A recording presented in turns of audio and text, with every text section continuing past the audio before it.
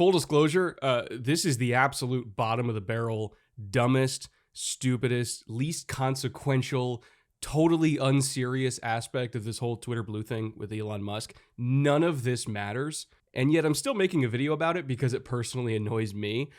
Sports Twitter is awful right now. If you hadn't heard, you can now pay $8 a month to get a little blue verified check next to your name on Twitter, regardless of, background or job or notoriety, whatever, pretentious word you want to use for it.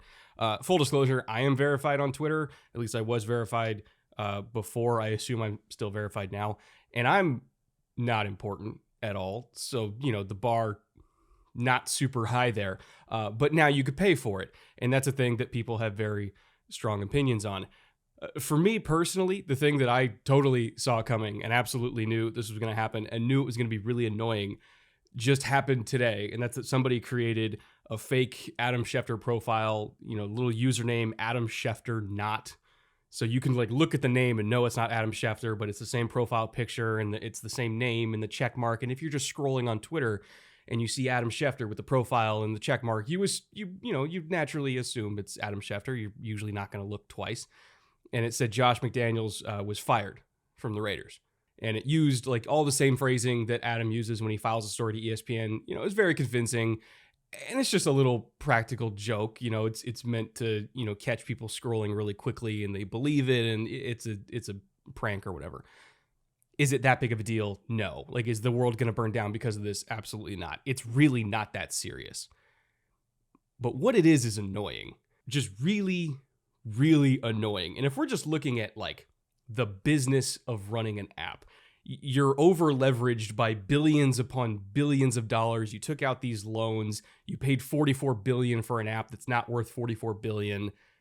And you're trying to find a way to pay that back. And Twitter Blue is right now the answer that they're trying to go with to get people to pay for this, to pay back all the money that they spent on Twitter because it's not a profitable company to begin with. You know what's even more important than that? Having a user base that actually enjoys using the app and wants to come back, because no matter what, advertising is going to be the main revenue source. It's always going to be the main revenue source. And advertisers aren't going to come back if people leave the app because it's fucking annoying. That's the main problem here. I don't even want to get into the politics of you always have to vet your sources when you, no shit. But again, this is a story about the Raiders. We're not looking at a crypto scam or the war front in Europe or, some sort of political story here with the election. This shit doesn't matter. And I can't just peacefully scroll the timeline and trust anything about sports. The one thing that should be black and white and very easy to just keep up with on Twitter is sports news, and I can't even do that. It's just fucking annoying. It's really annoying. And I think that that's going to drive users away. And if less people use Twitter, that means advertisers aren't going to go there, which means there's going to be less money in Twitter. And then Elon's going to have to do more and more crazy shit to try to raise money to pay for an app that he overpaid for in the first place. Who makes these business decisions? How do you not see this coming? Again, does it matter? Is it that big of a deal? No. But I feel running an app, number one thing you should care about is user experience. And this just makes the user experience way less pleasant.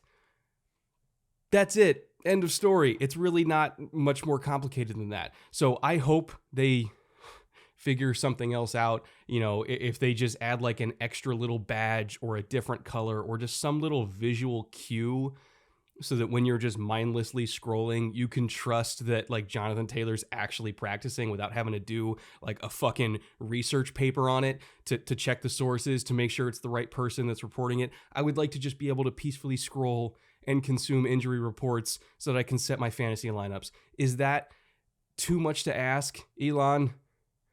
Really? Sports Twitter was already toxic as fuck. This isn't going to make it better. Oh, God. All right, I'm going to go back to work on this Sauce video. Hopefully it'll be out later this week. By the way, Sauce Gardner's really good. I'll explain more of that later. I'll see you guys.